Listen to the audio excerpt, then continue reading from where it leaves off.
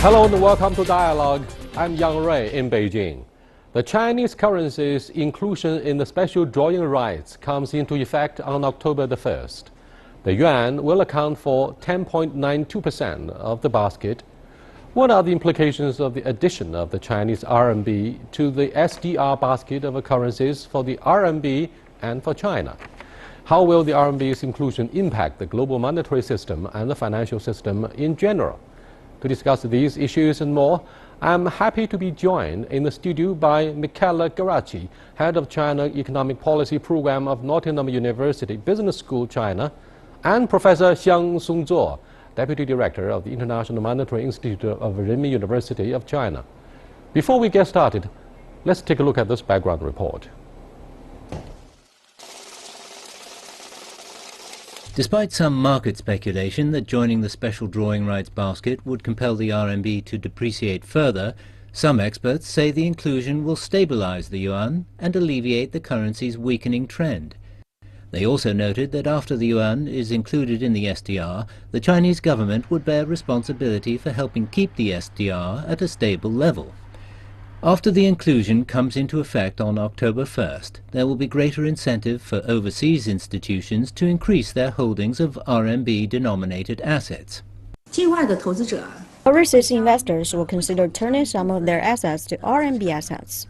Start from the overseas central banking institutions, including some international organizations like the IMF and the World Bank. From this point of view, it will contribute to the increasing of cross-border capital inflows. The RMB's inclusion is beneficial for the currency's internationalization and will facilitate Chinese cross-border trade as settlements using the currency take off. As increasing overseas capital flows into China, the domestic capital markets will be able to open more. However, such processes are likely to be long and gradual. The SDR is an international reserve asset created by the IMF to supplement its member countries' official reserves. The reserve basket is currently made up of the British pound, the Japanese yen, the euro and the US dollar. The yuan will have about an 11% weighting in the SDR after its inclusion, greater than the proportion granted to the pound or the yen. G20 summit in Hangzhou and is expected to play a bigger role in the international currency system in the future. It also marks an important milestone in China's global financial integration and the country's growing influence in global financial governance. Gentlemen, it's one of the major issues on the agenda of Lagarde, the chairwoman of IMF, during the G20 summit in Hangzhou. What were the concerns of those players in the basket of special drawing rights of IMF, taking the G20 as an example? The main concern by the G20 international community is that the inclusion of the renminbi in the basket is a step, and inclusion has been granted to China on the assumption that then China would fulfill requirements going forward. It's very similar to what happened. What are the requirements and commitments as one of the major reserve currencies in the basket? Full convertibility of the currency and 100% opening up of the capital accounts. What do you make of top banker Zhu Xiaochuan's remarks that the RMB would only be a managed convertibility in the basket, very different from other four major currencies? Well, Zhou Xiaochuan's comments, I think, reflect the reality of international finance, international market, as well as a little bit of change, to my knowledge, a little bit of change of IMF philosophy. Before, IMF always, advocates or encourage the so-called fully convertibility of currency. If he wants to be member of SDR baskets, the currency should be so-called fully convertible in terms of capital account. But now, particularly since the previous years after the financial crisis globally, their philosophy or a philosophy of many leaders, financial leaders, even state leaders, changed a little bit. Why? Because they recognize, they acknowledge it, the speculative inflows or has produced so much disastrous impact on so many economies. So we must be very cautious very, very cautious about so-called fully flexible exchange rate as well as the fully convertibility of capital accounts. So I think Zhou Xiaochuan is right. Even after inclusion of RMB into SDR, I don't think the Chinese will open its capital accounts fully in very near future. So that's our, I think, bottom line. We will approach this goal gradually, but we will take so-called gradual approach. That means step by step, cautiously. Right. The evolution of the Chinese economic expansion over the past 4 decades also followed much the same pattern of a gradualist approach instead of a shock therapy that Russia took as a nightmare experience. Let me go back to the issue of SDR. China has not been accepted by either European Union or the United States as a full-fledged market economic status, and therefore the issue of opening up completely our capital account should be an important part of the precondition for thoroughly accepting China as such. What do you think of the major concerns shared by both sides of the Atlantic Ocean? Well, first of all, I completely agree. China should not open the capital account and should not have the renminbi fully convertible, because that would bring disaster to the Chinese economy that is not ready to absorb the shocks of this immediate internationalization. So I'm stand on the theory that of the people that says take it easy, slowly, because we need to first to prepare the domestic economy, and then when the economy internally is ready, then we can do the internationalization of capital accounts and renminbi. Well, both of you forecast somehow the dangers and risks of having shocks if you fully open up the capital account. Is that a message about or a review of the nightmarish financial crisis in Asia back in 1997, when the IMF didn't play a very nice role in, for example, stabilizing the financial jitters in markets of both South Korea, Thailand, and so on and so forth, the 4 little dragons in our neighborhood? I think before, IMF philosophy as well as the philosophy of U.S. Treasury departments are, liberalization of capital markets, financial markets, and fully flexible exchange rates. However, the historical experience told us, well, fully liberalization of capital market, financial market, as well as fully flexible exchange rates has not produced very optimistic result for real economy. The bottom line is the real economy. Why we don't need opening up or liberalization of capital accounts? We need, the very good allocation of resources globally. However, when the international capital flows became speculative flows, well, the one country, the sovereign country, sometimes find very, very difficult to manage its monetary policy. He seems to be talking about the sovereign debt crisis as well as hot money hedging funds in the previous round of financial crisis. Yes, we have to money. This is like from funds coming in, funds coming out. The market for currency, US, yuan, euro, and pounds, in 3 or 4 days of trading value is almost the equivalent of the GDP of the United States for 1 year. So no government in the world can go against that market. Right. And we have seen in the UK in the early 90s, we've seen with the Italian lira. So once you have convertibility of the currency, basically the government loses its power. They can play for a few days, they can support the currency and so on, but if the market is against them, after a little bit the government will capitulate and the market will win. Let's say you have people like Soros that will short and you cannot do anything about it. Gentlemen, the size of the South African economy is of course very different from our market. However, why don't you think South Africa has been able to come to terms with their financial instability since the end of the apartheid in the middle 1990s? I mean, the fluctuations in their monetary market were huge, and yet Africans in that particular country felt comfortable with the uncertainty. Why?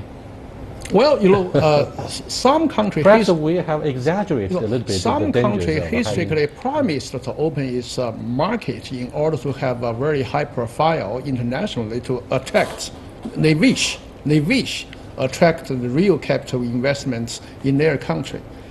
However, sometimes the effect is opposite. Opposite, it means the flows, speculative flows, causes so much misalignment exchange rates, and speculative attack on its monetary policy as well as exchange rates, which in turn, of course, has a so harmful impact on real economy. So that's why after a crisis, so many economic scholars as well as leaders try to learn from lessons of history, try to make a new framework of their overall foreign economic policies, including exchange rates, interest rates, as well as capital flows, capital accounts policies. So in terms of inclusion of SDR, RMB into SDR, I must emphasize, even though I just mentioned the Zhou Xiaochuan's remarks, we will take a gradualist approach in this regard, but we will make very, hard efforts. We will make our best efforts to proceed in this direction. Why? Because China is not a small country. China is a very big country in terms of economy. It's the second largest economy in the world, and the Chinese trade now account for almost 15% of the total world trade. We are the biggest trading power in the world. Now currency, RMB is the second largest currency in terms of trade, and it's a fourth largest currency in terms of financial transactions. So we need to do many things in this direction to realize the liberalization, not fully realize liberalization, but at almost a fully liberalization of the capital accounts. So that's why it takes 1 year. It takes 1 year to prepare for inclusion of our currency into SDR. It's announced by Nagar. I remember it's last November, right? Mm-hmm. Last November. But why is take it effect October 1? Because we need some time to prepare. Well, the Bretton Woods, which was a product of the financial institutions set up by the United States in the wake of the Second World War, may be on the brink of a disintegration. For example, is it possible for China to assume the rotating chairmanship of IMF? It's been the case that the Europeans would be chairman of IMF and the American, the head of the World Bank. With China being able to possibly maintain its GDP growth rate between 7 to 6% or 5 to 6%, where will overtake yen and sterling as one of the three strongest reserve currencies? Yes and no. The yen, yes. The sterling, very, very difficult. The renminbi, last year, when the decision was made to include in the SDR, had already reached number 4 after the US dollar, the euro, and the pound, hence surpassed the yen in terms of currency used for international settlements. Today has gone back to number 6 after the yen and after the Canadian dollar, because of the last 6 months, the use of renminbi for trade, even for trade related to China, has gone down from the 24% to 20%. So the proportion of global trade that uses renminbi is now only 1.8%, used to be 2.4%. So we don't always grow. In the last 6 months, the use of renminbi has actually gone down, and now renminbi has gone down to 6th place again. So it's very difficult, even if it surpasses the yen and becomes number 4 again, number 5, it doesn't matter. It's just very far away from the US dollar, which remains probably for the next 50 years the only reserve currency. Yang Ray, I think reserve currency means what? It means that when there is a war, people buy gold and that currency. Now, I do not foresee that when there is a next invasion of Iraq or whatever, people around the world will run and buy renminbi as a storage value. They do it now, but they buy everything now. They buy Argentinian bonds, Greek bonds. It doesn't matter what people buy now. The important thing is, why is it that they buy? And today people buy renminbi purely for a little bit speculative, a little bit to please the Chinese banks that they seem to have trading things with China. But really, if you go around the balance sheet of the European central banks, they have very little renminbi, and no one will likely come on. buy I'm a a lot guy who is always cautiously optimistic about the financial market. If you go back, for example, to what happened in 1985 when the special drawing rights of IMF were first overhauled with a drop from 18 to 5 major currencies. And who knows precisely what's going to happen 31 years from now, because that was what happened 31 years ago back in 1985. True, but no one can predict precisely whether, But in a way, do we, in the interest of China, do we want the renminbi to be really reach that status? Because look at the US that has the dollar. No. The US runs a trade deficit. What's your hunch? Do you think I China is ready for such a hurry to have RMB as a Well, I think that's the most a important process. currency? That's a process. I think all these things must proceed, gradually. First of all, RMB now is a second currency trade, but in terms of financial transaction, we are, lag far behind, compared with the US dollar and the euro. However, markets should or investors will make a choice.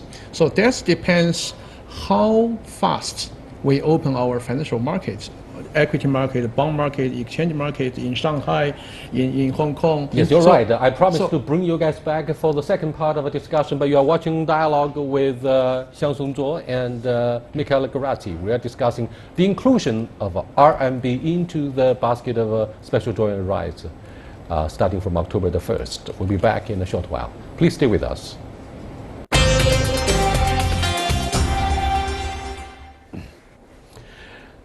Welcome back. We've been discussing the possibility of whether we should completely open up the capital market of RMB or adopting manageable convertibility, as Hu Xiaochuan, our top banker, said wisely. Now, let's take a second look at what Donald Trump, the black horse in the presidential race in the United States, said at the beginning of the first televised debate with his rival Hillary Clinton. He said and accused China of manipulating RMB and does it mean that we would be punished?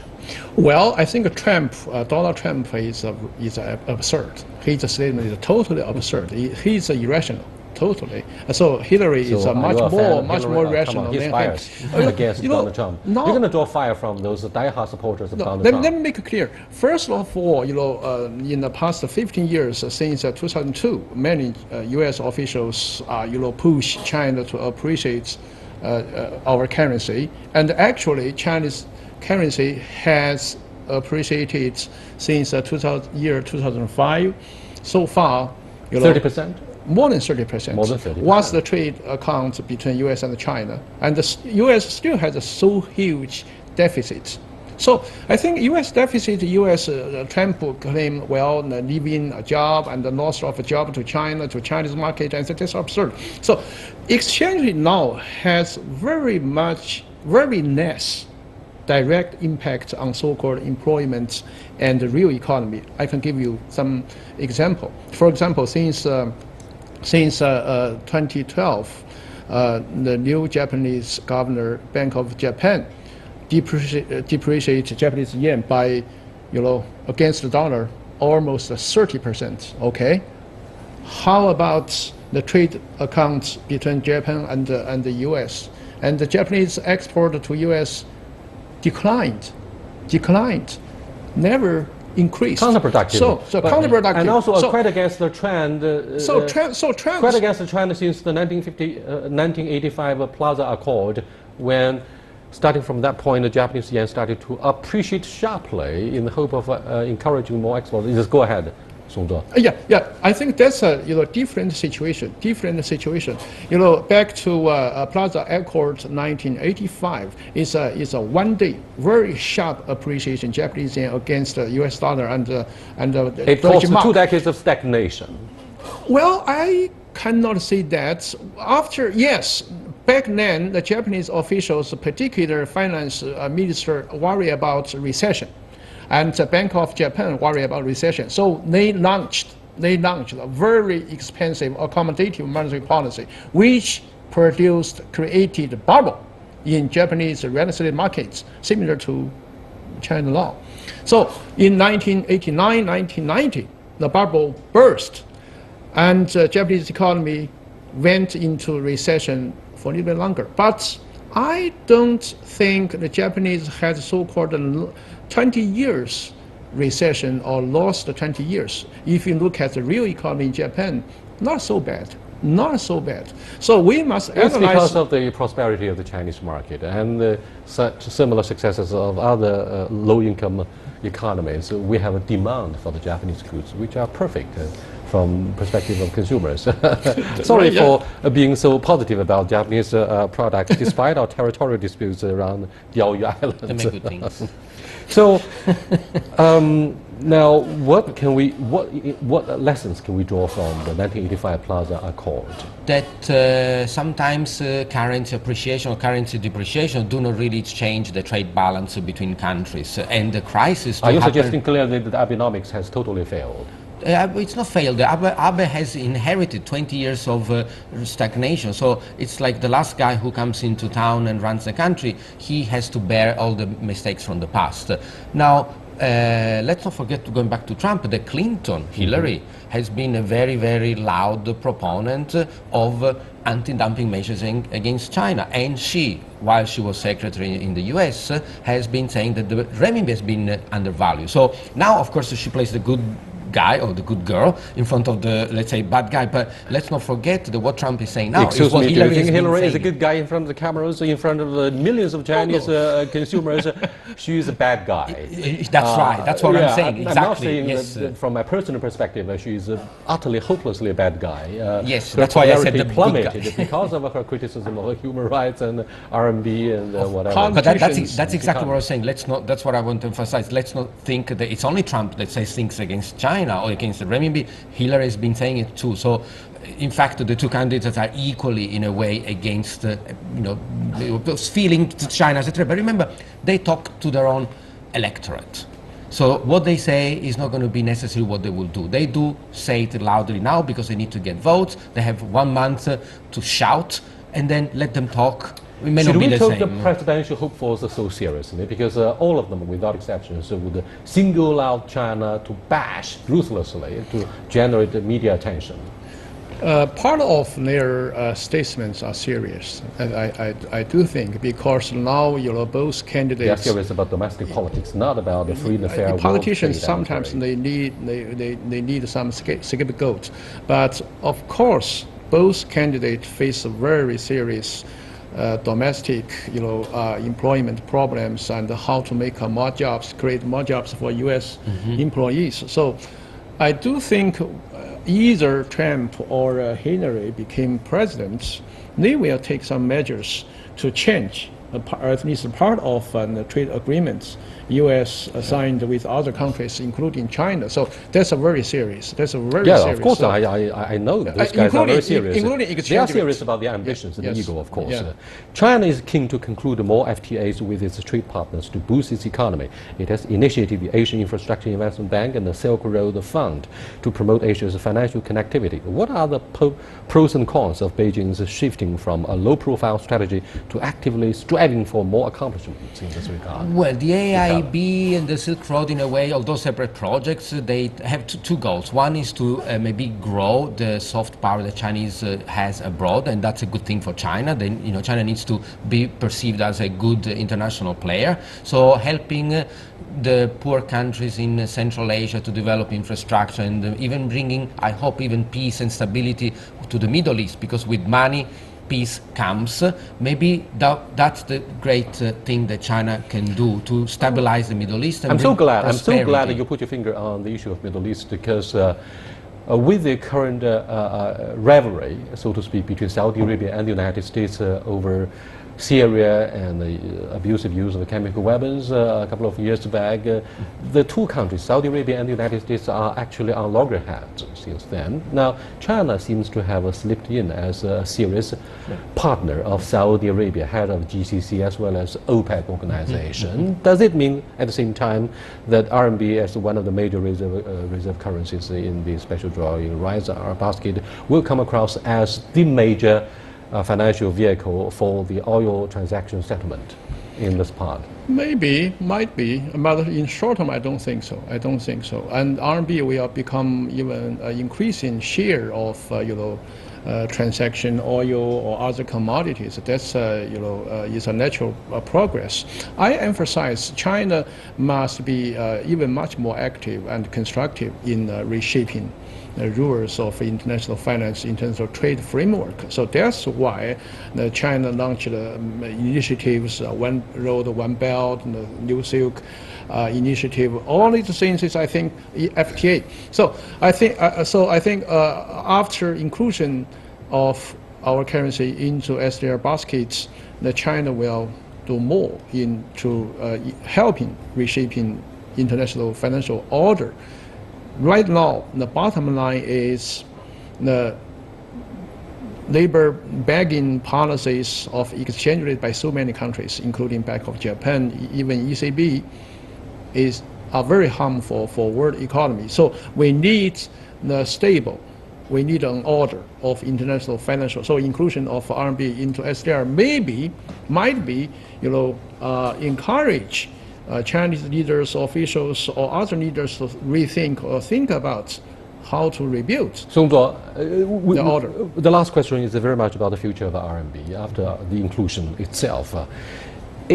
When we look at the rise or fall of RMB, it largely depends on not our market, but on what's going to happen in the European Union. For example, what do you think of the possible disintegration of the European Union and the disintegration of the Schengen Agreement due to the refugee crisis? Because opinions were so divided among European leaders as to the compulsory distribution quota of the refugees, up to 160,000 refugees got to be distributed among the member states of the European Union. Most leaders from Central and Eastern European countries refuse to accept even a single such refugee from the Middle East. And that means the traditional borders will be closed, and therefore the single currency will fall apart, and therefore RMB will rise inevitably. What do you think of this logic? Okay, it's a bit complicated because the value of the RMB is determined by the Central Bank of China. On every morning they write on a piece of paper. The market. Not the market. The market plays 0.51% a day, and then the day after it's reset to whatever the central bank wants. So the Chinese has complete control of the value of the RMB, and when the RMB changes value, it's because the Chinese central bank wants it to change. It's not because the market. The central bank can follow the market, hey, this but can decide not to we follow. manipulate the currency instead of respecting Manage. the market. Okay, manage. That sounds pretty polite. John Xiaochuan said that they're going to have a managed current account. Well, it's a nice governance. Capital account. Thank you very much. With that, we come to the end of this very enlightening discussion about RMB and its strength after the inclusion of it into the special drawing rights basket of IMF. I'll see you next time. Goodbye.